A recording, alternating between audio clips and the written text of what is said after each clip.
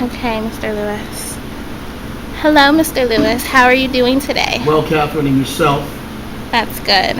Mr. Lewis, can you please state your age and your year of birth? I'm 55 years old. I was born in 1957. Can you please tell us what town you grew up in Boston? I grew up in Roxbury, Massachusetts. Is that northern or southern Boston? It would be east of the Charles River. Okay. So does that mean that you went to a predominantly black school or white school or lived in a predominantly black neighborhood or white neighborhood? When I started elementary school in Roxbury at the age of 5, it was a predominantly black school. Okay. Okay. How was school like? Do you remember the condition of your books, your desks? I remember it being wooden desks that opened, that had an inkwell, but it didn't have an ink tray. I remember having to use a doily to put my lunch on. It's a cloth material that you put down before you ate. My mother used to always give us a doily to eat with. Okay. I remember that the seats were made of cast iron, a heavy metal.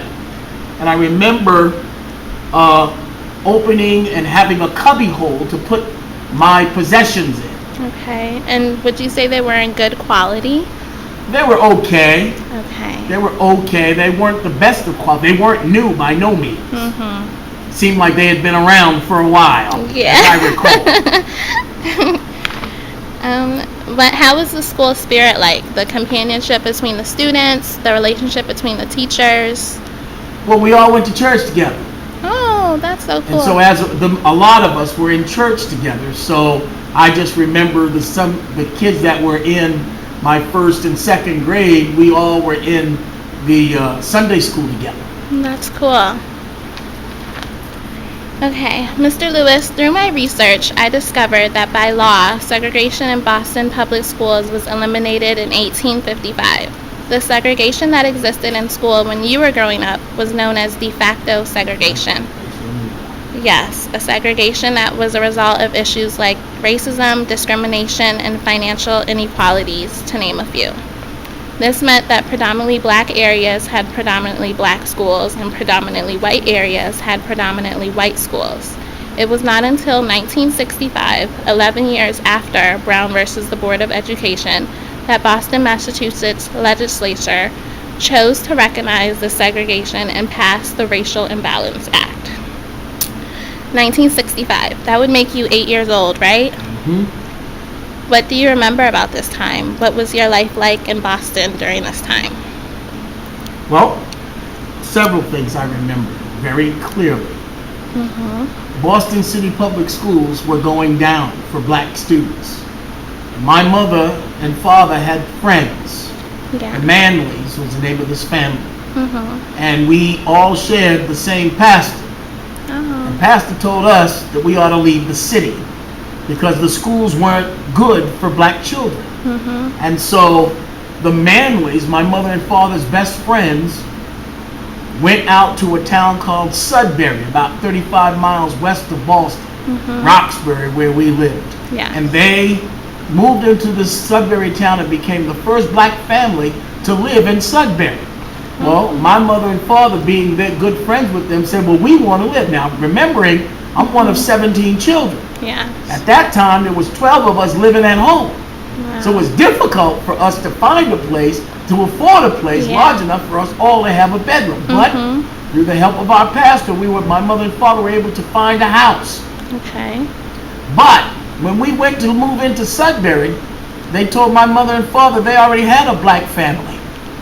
And so we ended up not moving to Sudbury, but we moved to a neighboring town called Framingham. And we ended up being one of the first black families to live in Framingham, Massachusetts. Wow.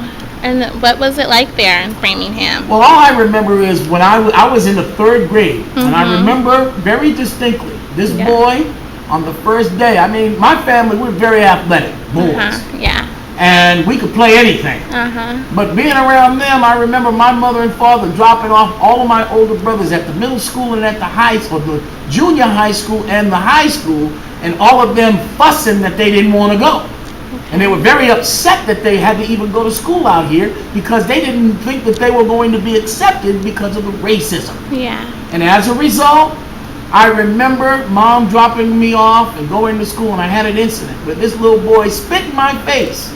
Oh my And God. this other little white boy named Michael Terrasconi came up to me and helped wipe that stuff off my face. Aw. And he became my friend. And don't you know, a week later, we got that boy. His name was Nelson Warner.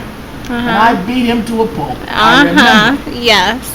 Okay? But I also remember my older brothers going to high school, and then them going to high school, they had a problem. See, back then you had school clothes, you had Sunday clothes, and you had play clothes.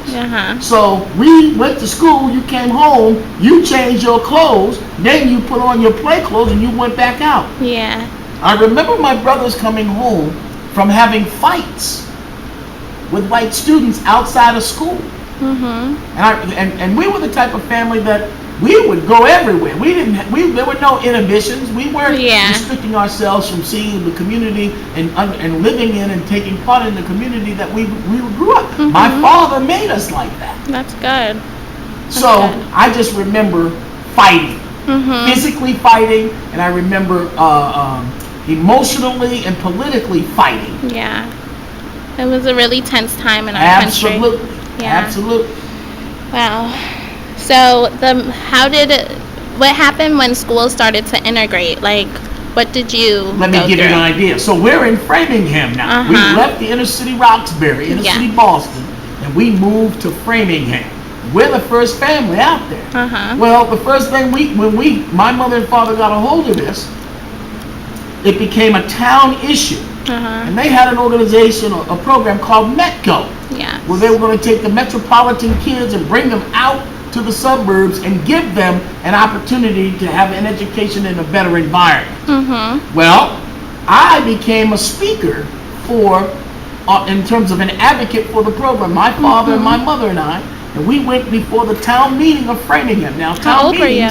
I was 9, Wow. 10 years old. No, I was older than that because I was in junior high. Okay. 11 or 12. Okay.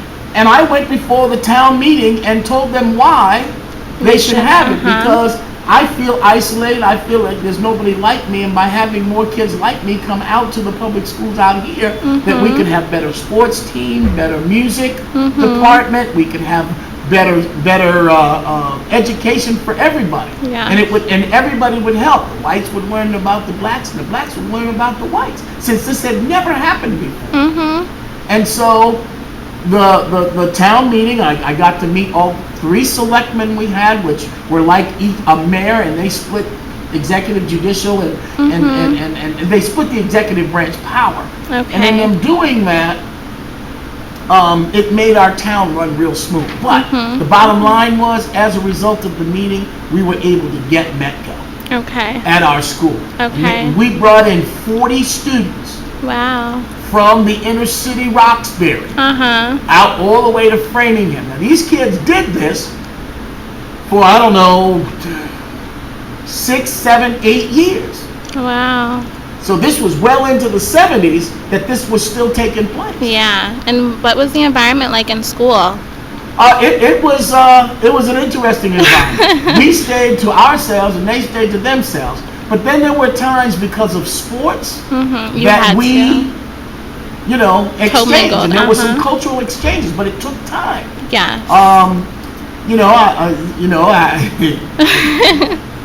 Oh wow. I didn't. Oh, okay. They were scared. Not only scared, didn't want to. Oh. We're told not to. Don't bring them home. Yeah. And so, as a result of that whole program and going to high school and that, I still relate to it today. A lot of kids today, they share the music in it. Those people my generation, they didn't listen to my music. They'll say, oh, they listened to Motown. Yeah. But anything outside of Motown, they didn't know about. They didn't share. So yeah. But here's an example. We had a radio station called WILD Boston. And it was a black radio station from 7 o'clock in the morning till 4 o'clock in the afternoon. and that's at dusk. And at dusk, it shut off. And so you couldn't hear any R&B music or any black funk music that with what we listen to, or jazz on the radio station, because we didn't have control of radio stations. Wow. But you heard all bye bye Miss American Pie, drove my Chevy to the levee, but my levee was dry. And then good old boys was drinking whiskey and rye, singing "This Will Be the Day." So we had to listen to all of that, Yeah. and we couldn't listen to our own music. Yeah. And there was no cable, and there was no computers to bring it in and to stream it in, and we didn't have the money. Yeah. So it was kind of a limited existence, if you will, in terms of what's outside of our immediate area. Yeah. And we relied heavily on each other for our fun.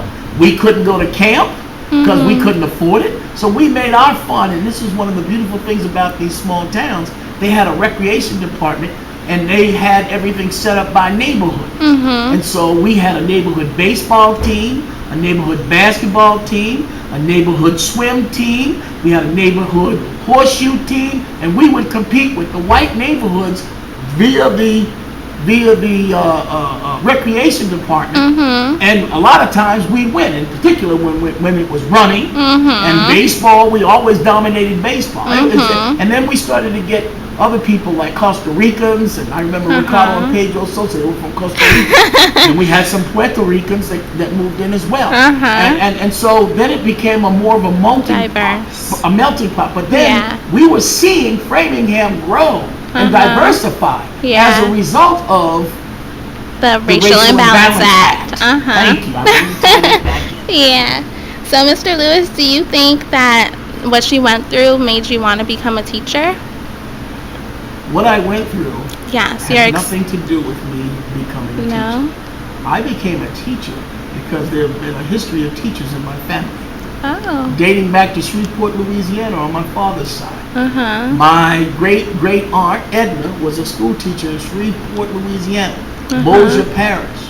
From there, my grandmother was a teacher in the city of Louisiana. Yeah. Then my aunt recently retired from being a professor at the University of Nevada, Las Vegas, Wow. where she was also the head of the sociology department, and she was also, she got a PhD and all that other stuff. So, and then to have a mother who could read Latin, English, all this stuff when she was coming through school, and an outstanding student, education was very important to my mother and father, and to my family in particular. Yeah. Because outside of an education, it was felt that you couldn't upwardly progress or be mobile from your present condition of poverty. And we were impoverished. That is true.